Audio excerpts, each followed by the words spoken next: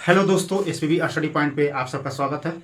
दोस्तों, आज हम बात करने वाले हैं पॉलिटी का नेक्स्ट चैप्टर और नेक्स्ट वीडियो का।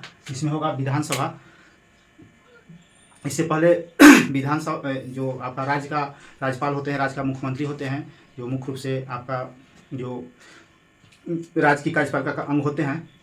और कहा जाता है कि राज्यपाल राज्य का नाममात्र अध्यक्ष होते हैं और मुख्यमंत्री वास्तविक अध्यक्ष होते हैं। तो उनको वो दो वीडियो हम अपलोड कर दिए हैं, आप लोग देख लीजिएगा।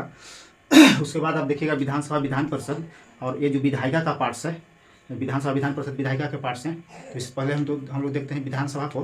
तो विधानसभा की बात करें तो विधानसभा जिस तरह से आप केंद्र में देख रहे हैं कि आपका जो लोकसभा था एज ए उसी तरह का वो एक विधानसभा होता है राज्यों में। और विधानसभा जो सभी राज्यों में अनिवार्य रूप से होना जरूरी होता है। यहाँ तक कि जो दिल्ली और पुदुचेरी केंद्र शासित प्रदेश हैं वहाँ भी आपका विधानसभाएं हैं और वहाँ भी मुख्यमंत्री होते हैं। और इसके बाद विधान परिषद आता है। तो विधान परिषद मुख्य रूप से 6 ही राज्य में है। आपको बार बार क्वेश्चन फंसाता है एग्जाम में कि निम्नलिखित किस राज्य में विधान परिषद नहीं है। तो 6 राज्य में है। उत्तर भारत में आप यूपी बिहार याद रख सकते हैं। दक्षिण भारत में आप आते हैं तो महाराष्ट्र हो गया, कर्नाटक हो गया, आंध्र प्रदेश हो गया, तेलंगाना हो गया। तो इन 6 राज्यों में विधान परिषद मौजूद है। और इसके बाद हम विधान परिषद ही देखेंगे। तो आइए शुरू करते हैं विधानसभा। विधानसभा की बात करें तो पहले यही आप पूछ रहे कि विधानसभा का किस अनुच्छेद में वर्णन मिलता है। तो इसका अनुच्छेद 170 में वर्णन मिलता है, विधानसभा का अनुच्छेद 170 में। फिर एक क्वेश्चन यहाँ से आ सकता है कि विधानसभा का जो विघटन होता है किसके द्वारा किया जाता है। तो विधानसभा का विघटन मुख्यमंत्री की सलाह पे राज्यपाल द्वारा कर दिया जाएगा। तो इसको हम लोग डिटेल हैं कि इसको और किस अन्य नाम से जाना जाता है। तो विधानसभा को निम्न सदन भी कहते हैं। इसको लोकप्रिय सदन भी कहते हैं। इसको जनता का सदन कहते हैं इत्यादि विभिन्न नामों से इसको जाना जाता है।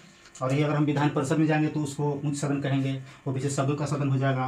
वो आपका विशेषज्ञों का सदन होने के नाते एक उत्कृष्ट कार्यों के लिए वहाँ पे नामित किए जाते हैं विभिन्न तरह के लोग। तो यहाँ पे हम लोग निम्न सदन इसलिए मानते हैं क्योंकि इसका विघटन ऐसे तो इसको कार्यकाल 5 वर्ष के लिए माना जाता है, बट 5 वर्ष होता नहीं है। एक निश्चित कार्यकाल नहीं होता है। इसको बीच में भी अगर बहुमत खो देता है सरकार या मंत्रिपरिषद जो बहुमत खो देती है या फिर मुख्यमंत्री त्यागपत्र देते हैं तो बीच में भी मुख्यमंत्री के सलाह पर राज्यपाल द्वारा इसका विघटन कर दिया जाता है। इसलिए इसको निम्न सदन कहते हैं। लोकप्रिय सदन इसलिए कहते हैं कि जनता द्वारा जितना भी मतलब जो चुन के जाते हैं सभी जनता द्वारा चुन के जाते हैं और इसलिए इसे जनता का ही सदन कहते हैं। चूँकि जनता द्वारा जो डायरेक्ट निर्वाचित होकर यहाँ लोग जाते हैं इसलिए इसको जनता का सदन कहते हैं। जैसे हम लोग को मान लीजिए विधायक का चुनाव होता है तो हम लोग प्रत्यक्ष रूप से हम लोग चुनाव करते हैं और वो डायरेक्ट जाता है विधानसभा में। तो इसीलिए इसको जनता का सदन कहते हैं। और लोकप्रिय भाई यह जनता का सदन है इसीलिए। तो ये सब कार्यकाल देखते हैं। नहीं, कार्यकाल से पहले जो सदस्यों का जो विधानसभा सदस्यों का योग्यता होता है उसको हम लोग देख लेते हैं। तो हम लोग देखते हैं विधानसभा सदस्यों का योग्यता।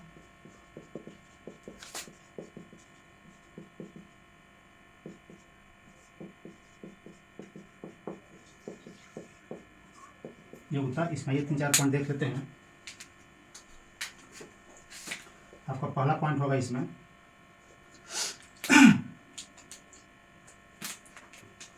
कि वह भारत का नागरिक हो,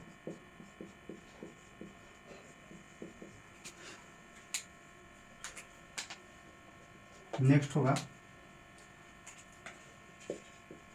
वह 25 वर्ष उम्र पूरा कर चुका हो। ठीक इसी पर आप लोकसभा में देखें कि 25 वर्ष उम्र पूरा करने वाले ही लोकसभा का सदस्य बनते हैं। ठीक उसी तरह विधानसभा में भी अगर बनना हो तो 25 साल उम्र पूरी होनी चाहिए। इसके बाद आप देख सकते हैं कि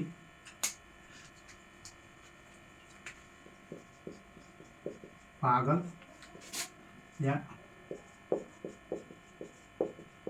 दिवालिया न हो। तो इतना कैटेगरी फुलफिल करना चाहिए तभी वो आपका, या एक आप देख सकते हैं कि किसी लाभ का पद पर ना हो।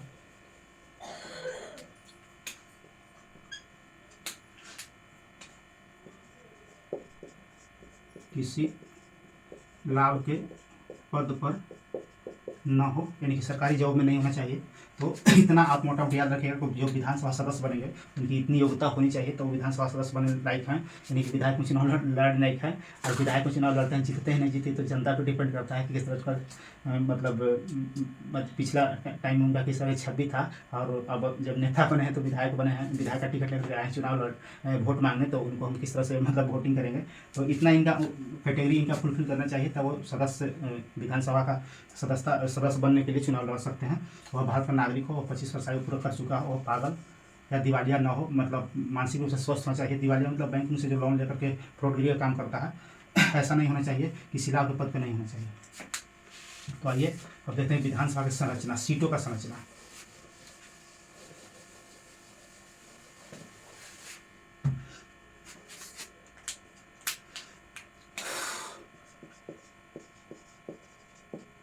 विधानसभा में सीटों का संरचना। तो इसमें हम लोग देखते हैं कि यहाँ पे आपको अगर पूछे कि विधानसभा सदस्य जो भी हैं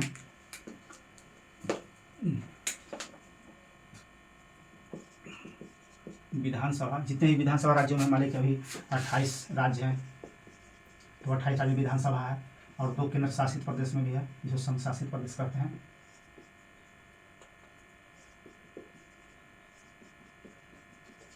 संघ शासित या केंद्र प्रशासित इसमें दिल्ली और पुदुचेरी हैं। दिल्ली और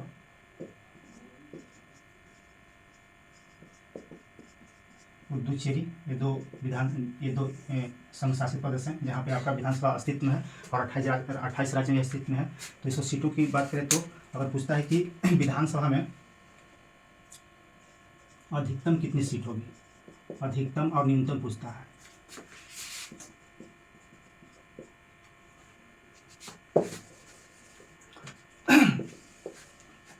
यहीं पे देख लेते हैं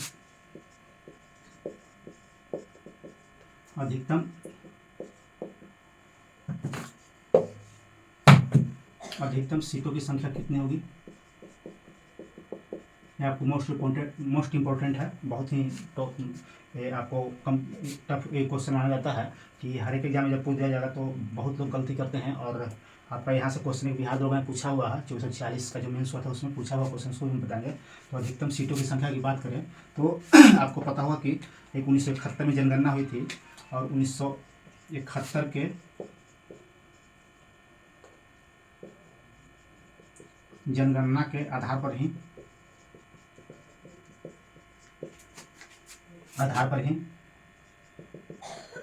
संसद एवं विधानमंडल में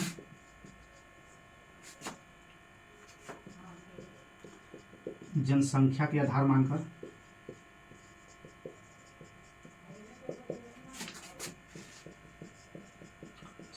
सीटों का आवंटन किया गया था। तो कहने का मतलब है कि हम बताना ये आपको चाह रहे हैं कि जो 1971 की जनगणना था उसी के आधार पे संसद में जो आपको 2 मंडल होते हैं, दो पार्ट्स होते हैं संसद का, एक राष्ट्रपति तो अलग हो जाते हैं। संसद में 2 सदन होते हैं, एक लोकसभा होते हैं, एक राज्यसभा होते हैं और विधानमंडल मतलब राज्य में विधानमंडल होते हैं जहाँ पे विधानसभा विधान परिषद होती है। तो वहाँ पर जो सीटों का बंटवारा जो हुआ है, जो आवंटन हुआ है वो आपको जनसंख्या के आधार मानकर हुआ है। और कब की जनगणना के आधार तो 1971 की जनगणना के आधार पे इसको आपको आवंटित किया गया सभी राज्यों को।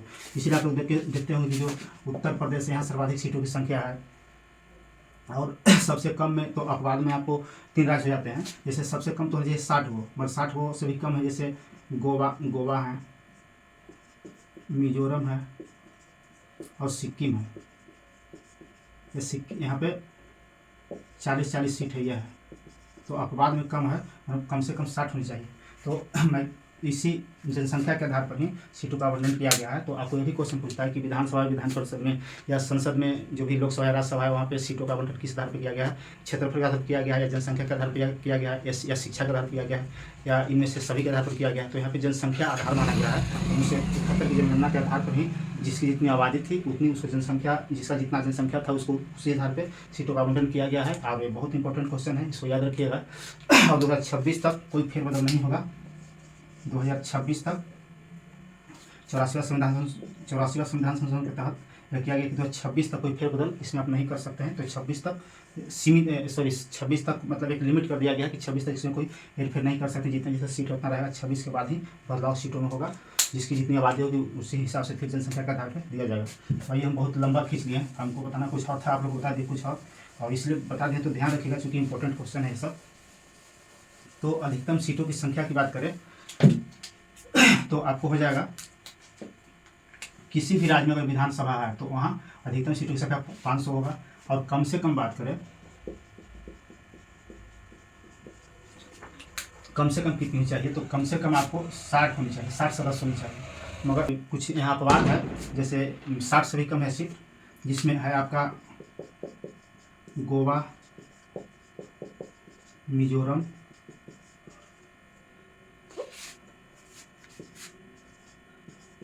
और जो सिक्किम है, यहाँ पे आपका 40-40 सीट है विधानसभा में। तो ये अपवाद है, यहाँ 40-40 सीट है। तो आपको एक क्वेश्चन पूछ सकता है, इसको वीवीआई मानिए, क्योंकि अपवाद वाला ही जो भी आपका जो मैक्सिमम होता है मिनिमम होता है वो तो पूछता है। कहीं कहीं अपवाद वाला क्वेश्चन फंसा देता है। तो अपवाद में आप गोवा, मिजोरम, सिक्किम में 40-40 सीट है बाकी सभी जगह आपको 60 है या तो 60 से ऊपर है। तो इसको आप याद रखिए, गोवा मिजोरम सिक्किम में 40-40 सीट है विधानसभा में, मगर होना चाहिए 60 पर, है नहीं, अपवाद में 40-40 सीट है। तो अब बात करते हैं कि दो स्टेट जो दो केंद्र शासित प्रदेश हैं, केंद्र शासित प्रदेश एक है दिल्ली और एक है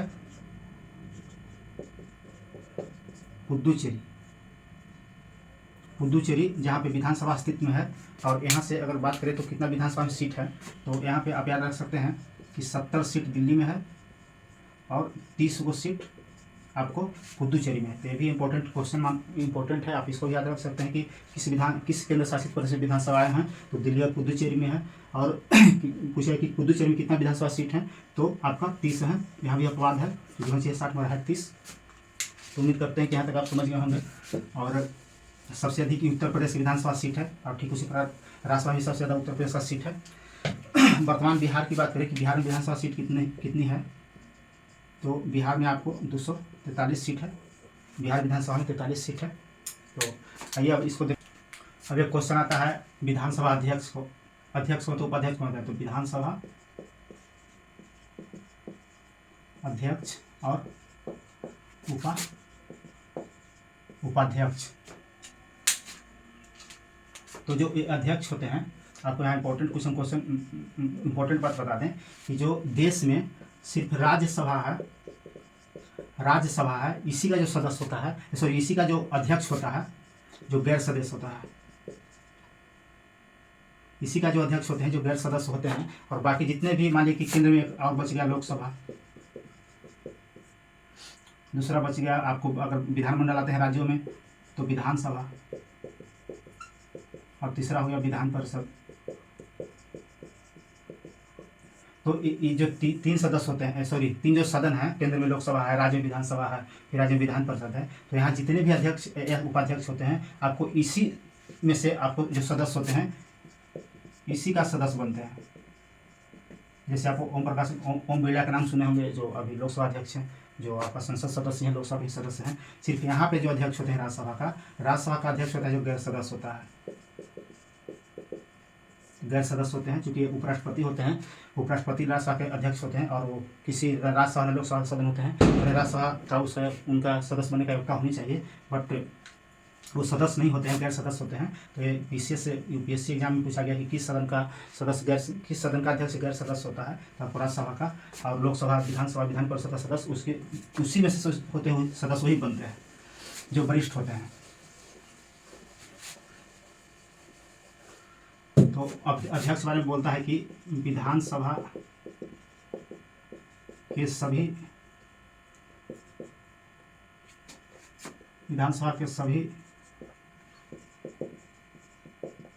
सदस्यों के सर्वसम्मति से किसी एक वरिष्ठ सदस्य को विधानसभा अध्यक्ष चुना जाता है, चयनित किया जाता है, चयनित होता है यहाँ पे, चयनित किया जाता है। तो जो अध्यक्ष होते हैं उनकी कार्य क्या होता है, तो सभा का संचालन करना, उनका कार्य क्या होगा जो अध्यक्ष होंगे, सभा का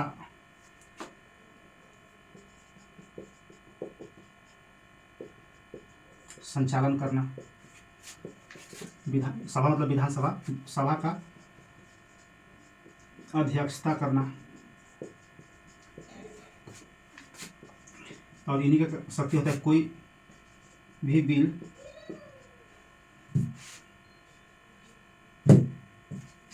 जो आप देखें कि जो धन विधेयक होता है अनुच्छेद 110 में, अनुच्छेद 110 में जो धन विधेयक होता है तो ये अध्यक्ष द्वारा ही इसे प्रमाणित करना होता है कि धन विधेयक है कि नहीं, करना होता है कि धन विधेयक है कि नहीं। और बहुत सारी शक्तियाँ प्राप्त है, बट मोटा मोटी आप इतना याद रख सकते हैं कि विधानसभा अध्यक्ष का पावर है कि कोई धन है, धन विधेयक की नहीं, उसका प्रमाणित करने का इन्हीं का अधिकार होता है, अध्यक्ष का ही। और इसको विधान जो धन विधेयक होता है, चलिए उसको हम जब विधेयक पढ़ेंगे तो हम बता देंगे, इसमें डिटेल नहीं बताएंगे क्योंकि टाइम ज़्यादा लग जाता है। तो धन विधेयक का पावर है विधानसभा के, अगर विधानसभा अध्यक्ष हैं तो फैसला करें कि हाँ ये धन विधेयक है कि नहीं, और वो प्रमाणित करेंगे। उसके बाद राज्यपाल का इस पर हस्ताक्षर होगा, तब पहली बार विधानसभा में पेश होगा। यहाँ पे एक धन विधेयक जो है वो विधानसभा में पेश होता है, और उसके बाद जाता है राज्यसभा विधान परिषद में। अब विधान परिषद 14 दिन के अंदर ही रिपोर्ट प्रस्तुत करना होता है, और रिपोर्ट प्रस्तुत करें मत करें 14 दिन के अंदर लौट के वापस आ जाएगा, विधेयक है बिल है विधेयक बन जाएगा, कानून बन जाएगा। अब देखते हैं उपाध्यक्ष। तो उपाध्यक्ष किसी एक व्यक्ति को इसी में से बना दिया जाता है। पूछा कि अध्यक्ष किसको त्याग पत्र देंगे, त्याग पत्र किसको देंगे, माने कुछ हो गया या मतलब इनको मन नहीं है या कुछ इन पर आरोप लग गया, तो त्याग पत्र किसे देंगे, तो त्याग पत्र देंगे उपाध्यक्ष को, और उपाध्यक्ष त्याग पत्र देंगे अध्यक्ष को। ये क्वेश्चन बहुत फंसाता है कि विधानसभा अध्यक्ष किसको अपना त्याग पत्र देंगे, तो उपाध्यक्ष को देंगे। तो पूछा कि विधानसभा के उपाध्यक्ष किसको त्याग पत्र देंगे, तो वो अध्यक्ष को देंगे। तो इस प्रकार से आप लोग समझ गए होंगे अध्यक्ष और उपाध्यक्ष के मामले बारे में। और इसी प्रकार केंद्र में होता है कि राष्ट्रपति किसको त्याग पत्र देंगे, तो उपराष्ट्रपति को देंगे, और उपराष्ट्रपति किसको, तो राष्ट्रपति को देंगे। चलिए अब आगे देखते हैं आरक्षण।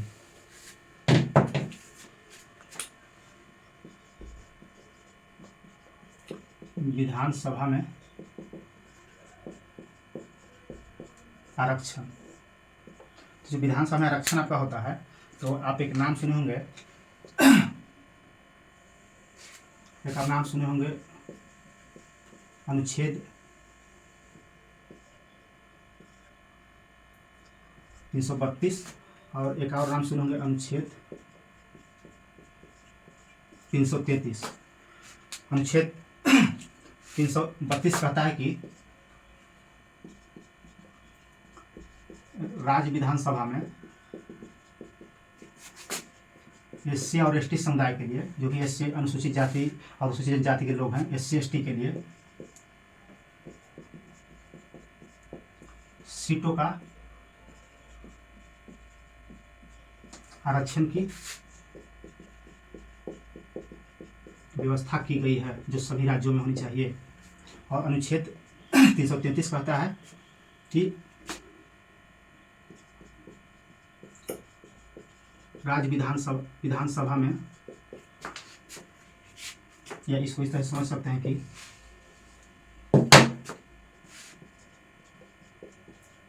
प्रत्येक राज्य विधानसभा में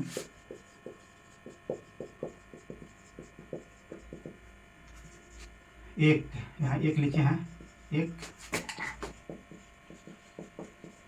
एंग्लो इंडियन की नियुक्ति या मनोनयन राज्यपाल द्वारा किया जाएगा सदस्य के रूप में। किया जाएगा। तो इम्पोर्टेंट है, इसको आप याद रखिएगा। अनुच्छेद 332 के तहत राज्य विधानसभा में SC/ST को आरक्षित सीट कर की गई है। और 333 से बात करें तो वहाँ पे एंग्लो इंडिया के एक सदस्य को, एंग्लो इंडिया की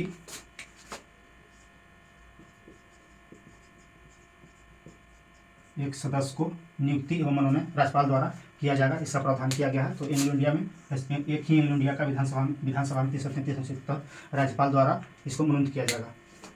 तो उम्मीद करते हैं कि आप इसको समझ गए होंगे। आइए इसको देखते हैं। और इसमें कुछ होता है, कुछ विधानसभा से रिलेटेड कुछ वर्ड होता है, जैसे हो जाता है आपको हो जाता है एक सत्र होता है, एक 17वां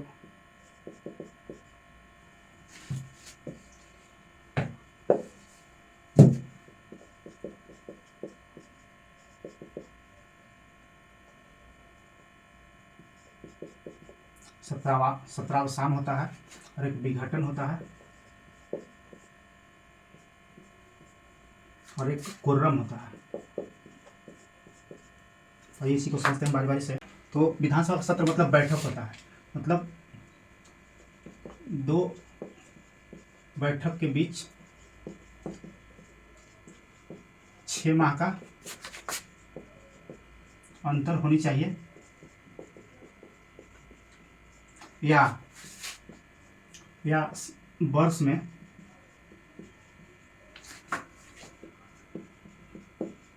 कम से कम 2 बैठक अनिवार्य रूप से होनी चाहिए, 2 बैठक होनी चाहिए। तो सत्र मतलब है जो बैठक समझ लें कि विधानसभा का सत्र मतलब बैठक, 2 बैठक के बीच 6 माह का अंतर होना चाहिए, 6 माह से ज़्यादा नहीं होना चाहिए, और कम से कम वर्ष में 2 बैठक होनी चाहिए। 17वां कहता है कि जो एक बैठक जो हुआ और जो फिर दूसरा बैठक होता है,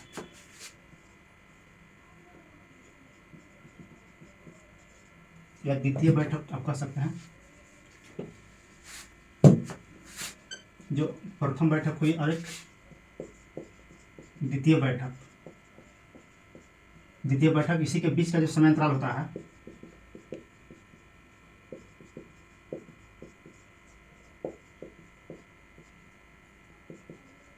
अंतराल को सत्रावसान कहते हैं।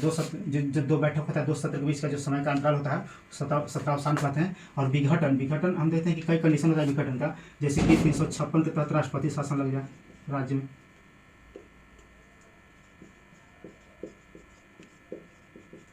अनुच्छेद 356 के तहत आपको राष्ट्रपति शासन राज्य में लग जाएगा, तो इसका विघटन कर दिया राज्यपाल द्वारा। चूंकि इस टाइम विधानमंडल काम नहीं करता है, विधानमंडल पूरी तरह से निरस्त हो जाती है, चाहे वो विधानसभा विधान परिषद उसका 2 सदन होता है, वो पूरी तरह निरस्त हो जाती है, और सारी शक्तियाँ राज्यपाल के हाथ में हो जाता है। तो यहाँ आप कह सकते हैं कि 356 के तहत राष्ट्रपति शासन राज्य में लगता है। तो नाम मात्र की जगह पर जो राज्यपाल कार्य करते हैं वो वास्तविक हेड हो जाते हैं, वास्तविक अध्यक्ष होता है राज्य का।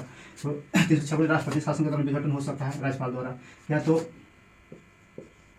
जब बहुमत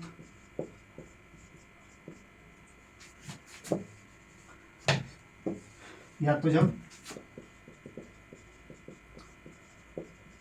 सरकार बहुमत खो दे, या तो फिर आप याद रख सकते हैं कि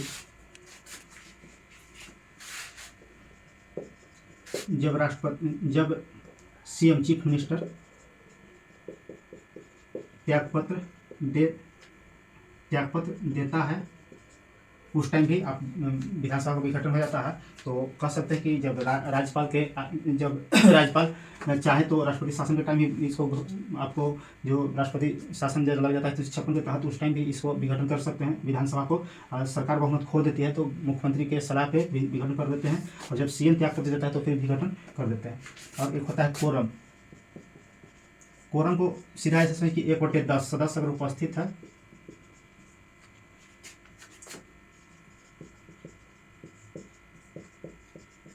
रहता है, तो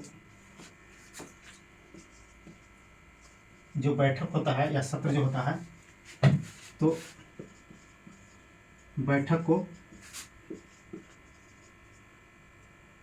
वैध माना जाता है, यानी कि वैलिड माना जाता है। और कोरम किसी भी सदन का, चाहे वो विधानसभा हो या तो लोकसभा हो या किसी भी सदन हो, 1/10 सदस्य उपस्थित हैं तो अगर वो मीटिंग होता है, बैठक होता है, तो बैठक को वैध माना जाएगा। तो इस प्रकार से आप लोग उम्मीद करते हैं कि समझ गए होंगे इसको। आइए थोड़ा सा और देख लेते हैं, इसमें विधानसभा का कार्य देख रहे हैं, कार्य एवं शक्ति।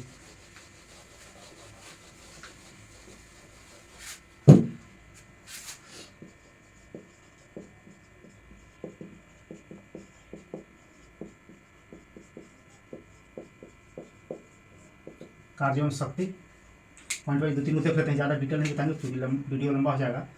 विधानसभा का अगर प्रथम कार्य देखें तो आपका बिल को पास करना या बिल को पारित करना। जैसे आप देखते हैं कि जो धन विधेयक होता है, प्रथम बार जो धन विधेयक का बिल होता है प्रथम बार विधानसभा में पारित होता है। ये आपका इनका स्पेशल पावर है कि जब भी पारित हो तो विधानसभा में पारित होगा। तो ये बहुत इंपॉर्टेंट क्वेश्चन हो जाता है, बार बार क्वेश्चन पूछता है कि धन विधेयक प्रथम बार किस सदन में पेश किया जाता है। तो केंद्र में पूछेगा तो लोकसभा मारिएगा, अगर राज्य पूछेगा तो विधानसभा मारिएगा। दूसरा होता है कि मंत्रिपरिषद की सहायता से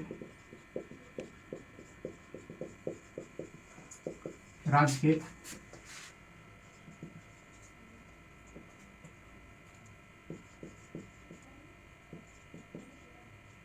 विकासात्मक कार्य को प्रगति प्रदान करना। जितना ही विकासात्मक कार्य होता है वो मंत्रिपरिषद के थ्रू ही होता है, और इसी विधानसभा जो होता है इसका प्रगति प्रदान करता है, और इसको मतलब आप कह सकते हैं कि सहयोग करता है। और जितने भी विकासात्मक कार्य में होता है सब इसमें विधानसभा का महत्वपूर्ण भूमिका होती है। और तीसरा आप समझ सकते हैं कि जो धन विधेयक हम बताए थे, तो मोटा मोटी इतना ही विधानसभा से पूछेगा और इससे ज़्यादा नहीं पूछेगा। दोस्तों वीडियो को शुरू से लास्ट तक जरूर देखिएगा, और अच्छा लगे तो लाइक सब्सक्राइब जरूर कीजिएगा। और हम बता दें कि बहुत सारे वीडियो हम बना चुके हैं, पॉलिटी का, हिस्ट्री का भी देख लें, प्राचीन इतिहास का भी बहुत वीडियो बना चुके हैं, और आपका मॉडर्न का भी शुरू किए हैं। और पॉलिटी तो करीब करीब खत्म होगा, 5-6 और चैप्टर बचे होंगे। इसके बाद हम इसको अगर अच्छे से आप लोग हमको सपोर्ट करते हैं और सहयोग करते हैं, सहयोग करने का मतलब कि हम आप लोग से कुछ ये नहीं मांग रहे हैं, बस खाली लाइक सब्सक्राइब शेयर करना है। सब्सक्राइबर बढ़ा दीजिए, लाइक्स बढ़ा दीजिए, व्यू बढ़ा दीजिए, बस इतना ही हम खुश रहेंगे। और इसके बाद हम इसी तरह से हम टॉपिक वाइज ज्योग्राफी भी शुरू कर देंगे। आपका अगर हिस्ट्री पॉलिटी खत्म होता है तो ज्योग्राफी शुरू कर देंगे। और उसके बाद हम जो इन्वायरमेंट बहुत इंपॉर्टेंट एक पार्ट्स हो जाता है, खास करके सभी एग्जाम के तो होता ही होता है, बस सीटेट का एग्जाम होता है उसमें भी बहुत इंपॉर्टेंट इसका रोल होता है इन्वायरमेंट का। उसके बाद जो इकोनॉमिक्स का पार्ट्स होता है, सभी चैप्टर को हम टॉपिक वाइज हम क्लियर करा देंगे। तो देखिएगा और आनंद लीजिए, और इसको देखने के बाद ऑब्जेक्टिव जरूर बनाइए लूसेंट से, क्योंकि ऑब्जेक्टिव बनाइएगा तो आपको जो मेमोरी पावर होता है बहुत मजबूत रहता है, और एग्जाम हॉल में बहुत कम गलती होने का चांस रहता है। तो वीडियो को लास्ट तक देखने के लिए धन्यवाद।